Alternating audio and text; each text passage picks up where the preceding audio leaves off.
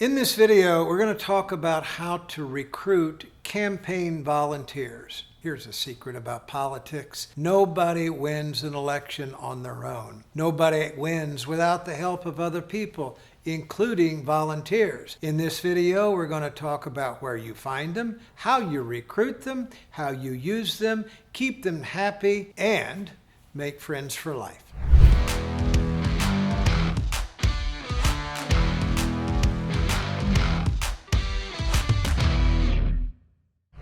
There is an axiom in politics: if you do not ask, you do not get, and that's true of money, and that is true of volunteers. So what we're going to do is step by step take you through what you need to do to find them, to keep them, to assign them specific responsibilities, how to keep them happy and coming back for more in the campaign that you are about to wage. The first thing we're going to talk about is what I call the art of the ask. How do you ask for volunteers? Well, it's not how you ask, it's where you ask. In every speech, in every text message to people who are following you, in every YouTube video, Facebook post, Instagram post, TikTok video. If you need volunteers, ask for them.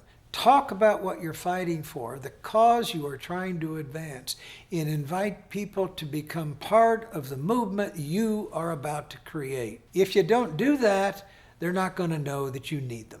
Once you have recruited a volunteer, the next thing is figure out a way to keep them.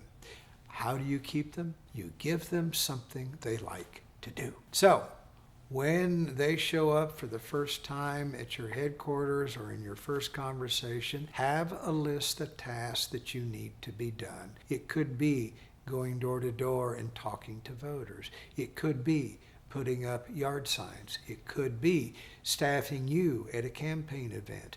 It could be passing out literature at a campaign mall.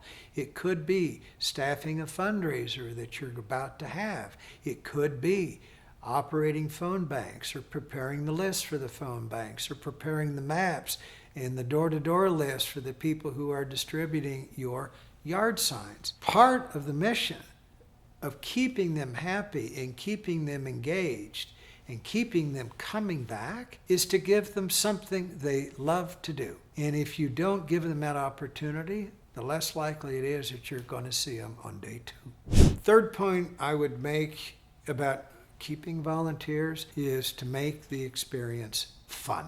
And that means politics is more than work. Here's an example. When you have 10 or 12 young people out putting up yard signs or going door to door, and they were all reconvene at the headquarters after a long day pounding the pavement, have a party. Have for them pizza.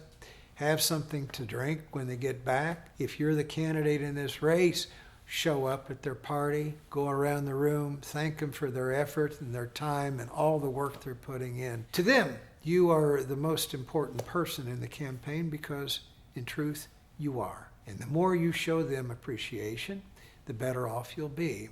Now, a quick story about a mother of 4 children who once ran for Congress in a race nobody thought she could win.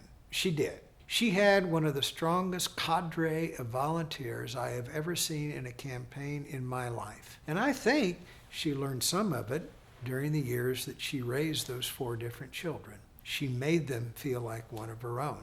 She had the campaign headquarters was in a big rec room at her house. Well, she kind of liked that because she could always keep her eye on what they were doing. But every day, promptly at 6 o'clock, her husband would ring the dinner bell, which meant everybody stop. We're all going to go sit at the big dining room table, and we're not going to talk about the campaign at that point. We're going to tell funny stories. And the candidate would sit there with them. I got to tell you, those volunteers that she had would have run through a brick wall for her. And in fact, they did, because they were a key reason that she won a race that no one thought she could win. Oh, by the way, if you like the videos I put out, here's a little secret. If you hit that subscribe button, you'll be among the first to know anytime I post a new one. Point number 4 about getting and keeping volunteers. Do not waste their time. and I need to tell you this story. It happened in Kentucky in a very competitive congressional race where I was serving as the general consultant. He had a volunteer coordinator, and he had put the call out, and he had 15 young people showing up on a Saturday morning to be given lists of doors to knock on with packets of literature that they were supposed to give the voters at those doors. They all promptly arrived at 9 o'clock in the morning. They were given their donuts and their coffee, expecting to be quickly handed their list, being given a little bit of training, and they would be on their way. Well, the volunteer coordinator had not printed the list the night before. And when he got there was something wrong with the computer. And then after something went wrong with the computer, there was something wrong with the printer. And by 11 o'clock, not a single list had been printed.